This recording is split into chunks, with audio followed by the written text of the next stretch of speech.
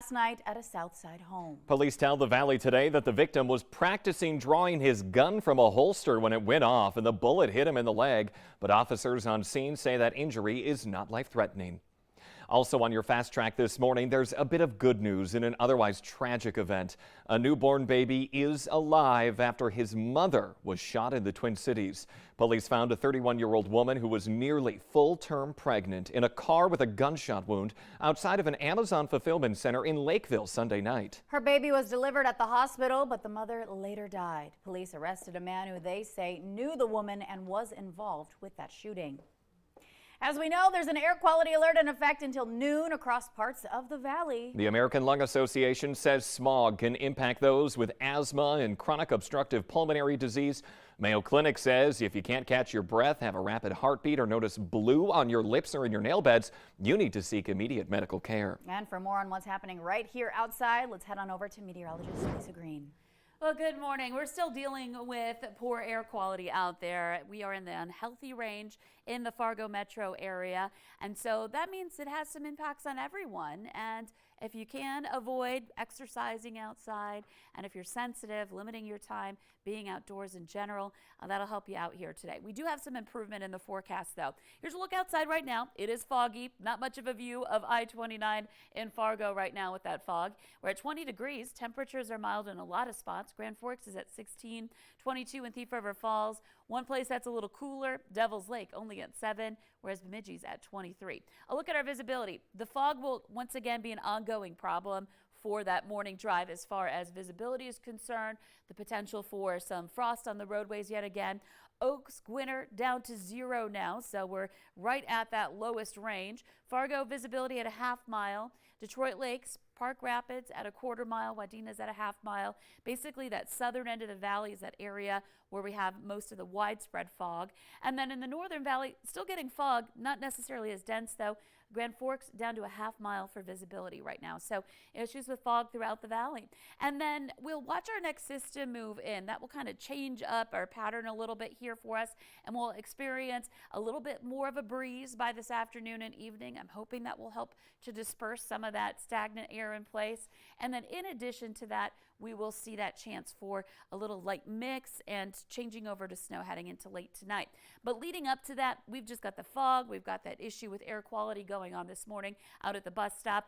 Kids will be waiting out there walking out to school, and visibility is going to be down. So keep an eye out for them. Heading into the afternoon, temperatures in that 20-degree range or so. Mostly cloudy skies with that increasing chance for scattered to isolated light snow showers, maybe even a little bit of drizzle mixed in there too.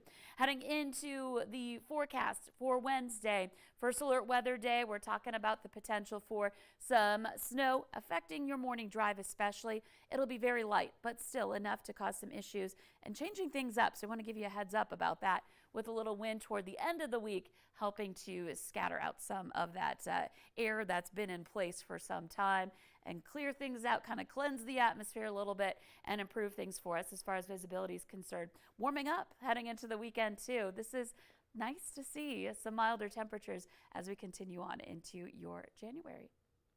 But this morning, really got to watch out for that fog, not only with visibility, but you can even kind of smell something gross out there. Yeah, and that's probably going to be with us through much of the day today. We'll notice some improvements in the afternoon, but it may take some time to clear out, so be ready for that.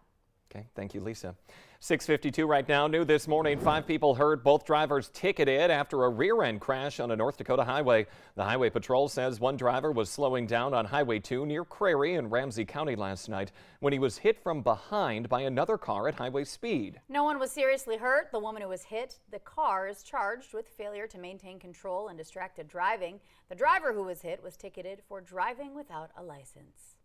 Police now identifying the man found dead on Sunday near Red River High School in Grand Forks. He was 63-year-old William McGee of Grand Forks. Anyone with information on how he died is urged to contact Grand Forks PD. A consumer alert this morning, an important recall of baby sleepers that have been linked to 100 infant deaths. Fisher-Price again recalling more than 4.5 million Rock-in-Place sleepers, which were initially recalled in 2019 after reports of more than 30 infant deaths. Since then, about 70 additional deaths have been reported. People are urged to stop using it immediately and contact Fisher-Price for a refund. A West Fargo woman is in jail accused of child abuse and neglect. It's a story we first told you about last May after hearing allegations of unauthorized sale of a mother's breast milk from an unlicensed home daycare in West Fargo. 42-year-old Miranda Sorley is charged with 3 felony counts of abuse and 6 felony counts of neglect. Court documents state the incidents involve 4 children, all under the age of 2, and they happened between January 2020 and May 2022. Minnesota U.S. Senator Amy Klobuchar in Moorhead today to highlight federal funding she secured to benefit the city of Moorhead. Klobuchar secured more than $26 million to build 2 railroad underpasses. They're both along 11th Street downtown. That project aims to improve safety and mobility and reduce delays caused by that heavy rail traffic. Klobuchar also secured federal funding to help Moorhead establish a community center for entrepreneurship and MSUM's Yellow Ribbon Advance program. That supports veterans and service members as they earn degrees. Concordia College is ready to announce its next president, but we will have to wait until tomorrow to find out who it is. The school is holding a news conference tomorrow morning to introduce the college's 12th president. Dr. William Kraft is retiring as Concordia's president this coming June. The Fargo City Commission voted unanimously yesterday to approve the license for Crafty Taps, a self-serve bar coming to the West Acres food court. The decision was made to eliminate the growler option and just focus on serving beer and wine. The space will have a maximum occupancy of 42 people, and food from the food court may be taken inside, but beer or wine cannot be taken outside of Crafty Taps and must be drank at the location. No one under the age of 21 can get in.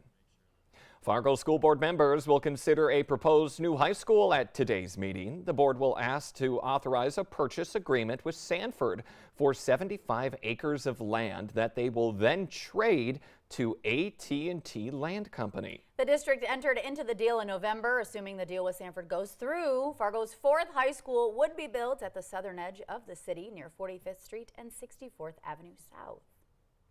Today is National Cut Energy Costs Day, when people are urged to find ways to save on their energy bills, and I know we could all use some of that. Yeah, especially as prices go up. The Valley Today's Nishay Taylor joins us live with some ideas on how we can save a couple of bucks. Good morning, Nishay. Good morning, Ashlyn and Jordan. I'm here at the Cass County Electric Cooperative, and right now I'm joined with Paul Mathis, who's going to give us some tips on ways you can save for this national holiday.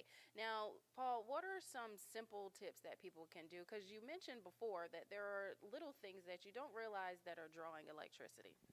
Yeah, so unplugging devices that you're not using, and there's a lot of devices in the home being charged, cell phones, iPads, computers. Unplug those devices when you're not using them. All right. And are there any other routine practices that people can change? Yeah, the thermostat war, I guess, is a big one in everyone's home. So some people want it warmer, one person wants it cooler. Have a meeting, agree on a setting, stick to that setting. For every degree that you set below 70 degrees, there's a 1.5% to 2% savings there. So set that as low as you can. Wear sweatshirts, cover with blankets instead of turning the thermostat up. All right. 1.5% to 2% savings is pretty good, huh? Yes. All right. Well, thank you so much, Paul. I'll send it back to you guys in the studio. I'm reporting live in Fargo. Nishay Taylor, Valley News Live. Those thermostat wars are real. Anybody who's cold, tell them to put on a sweatshirt. Yeah, don't tell Dad. Anyway, Nishay, thank you. 6:57 right now. Here is a traffic alert for people driving in North Fargo today. Eastbound 2nd Avenue North will be closed to through traffic between Broadway and 5th Street this morning for some crane work on the roof of a building. That's the area on the south side of Broadway Square and U.S. Bank. The closure is only expected to last half the day. Equipment manufacturer John Deere and the American Farm Bureau Federation have signed a deal to ensure farmers and ranchers now have the right to repair their own farm equipment. It follows years of discussions between the two sides and addressing a long-running issue for farmers and ranchers when it comes to accessing tools, information, and resources. The arrangement also protects John Deere's intellectual property rights and ensures equipment safety. The nation's first fully electric fire truck is now in Minnesota and stopped at the state capitol just yesterday. It's part of a statewide tour for the Rosenbauer America's RTX pumper truck. It was made in Wyoming, Minnesota. The big rig features both front and rear wheel steering and can be fully charged in about an hour. The electric pumper carries a price tag of about $1.1 million. That is compared to $800,000, though, for a comparable diesel-powered truck. The company is promoting the use of the state and federal energy efficiency grants to help cities afford making these jumps to zero-emission vehicles. A look at the future right there. It's a college acceptance story that's captured the attention of millions. This Connecticut senior is headed to Harvard.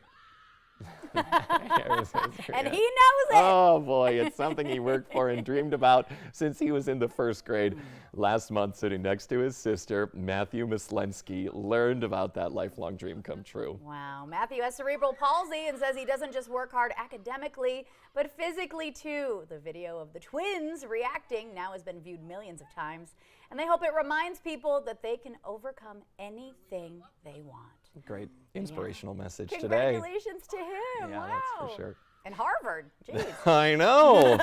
Woofda, smarter than me. Uh-huh. Anyway, the Today Show and CBS Mornings are just about to start, but the Valley Today rolls on. More live up-to-the-minute news and weather coming up right now on the Fargo CW. In the meantime, stay safe if you are heading out there. And don't forget to grab that Mega Millions ticket. Yeah, and don't forget to smile as we look at this video as well. Happy Tuesday, everyone.